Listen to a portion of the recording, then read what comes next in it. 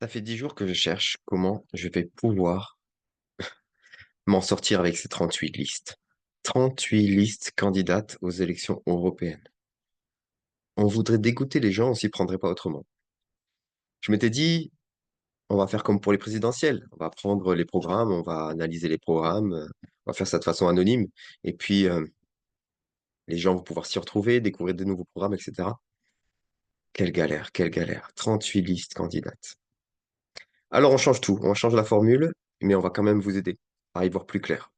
Finalement, on a trouvé un moyen avec Mathieu, mon collègue, et ami sur cette aventure pour, vous faciliter le travail. On a pris toutes les listes, on a assez. Les listes qui sont de droite, qui sont de gauche, bon ça c'est classique. Et puis en fait, la vraie question là, ce sont les européennes. Donc, est-ce que nous sommes satisfaits, pas satisfaits de cette Union européenne? Est-ce que nous voulons la réformer? Est-ce que nous voulons la changer? Est-ce que nous voulons plus de fédéralisme, plus d'intégration? C'est ça la vraie question en fait.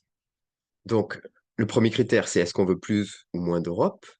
Est-ce qu'on veut changer le mode de fonctionnement? Est-ce qu'on veut en sortir? Et donc, en faisant ça, en mettant ces différents critères et en rajoutant les couleurs pour distinguer les partis qui sont de droite, de gauche et compagnie, ben finalement, eh ben, il n'y a pas tant de listes qui vont vous intéresser. Parce qu'en fait, vous savez, soit cette Europe vous satisfait, soit elle ne vous satisfait pas, soit vous désirez plus d'Europe, soit vous désirez moins d'Europe. Dans tous les cas, ça, vous le savez. Après, vous savez si vous êtes plutôt de tendance de droite, de gauche, du centre, avec une écologie plus importante ou moins importante, ça, vous le savez. Donc finalement, avec cette nouvelle discrimination, eh ben, ça vous donne, en fonction de qui vous êtes, deux, trois listes ou 4 ou 5 listes à regarder et finalement, tout d'un coup, ça devient digeste.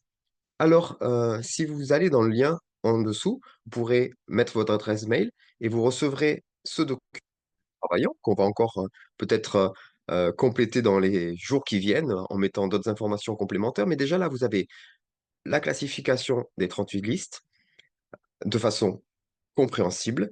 Vous avez le lien vers leur profession de foi et puis c'est déjà pas mal.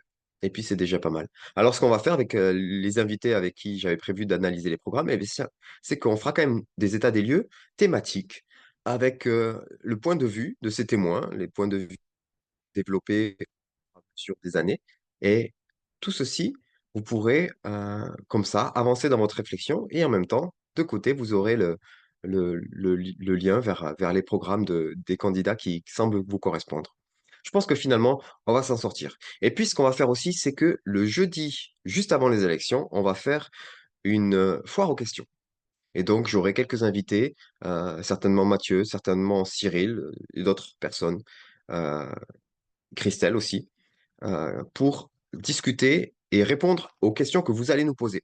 Donc pareil, n'hésitez pas à, dans les commentaires ici, ajouter des questions ou par mail, nous envoyer vos questions et on fera tout pour continuer à vous accompagner dans ce choix pas si facile de savoir pour est-ce que je vais qui est-ce que je vais soutenir dans ces élections et quelle liste va obtenir mon suffrage. À très bientôt les amis.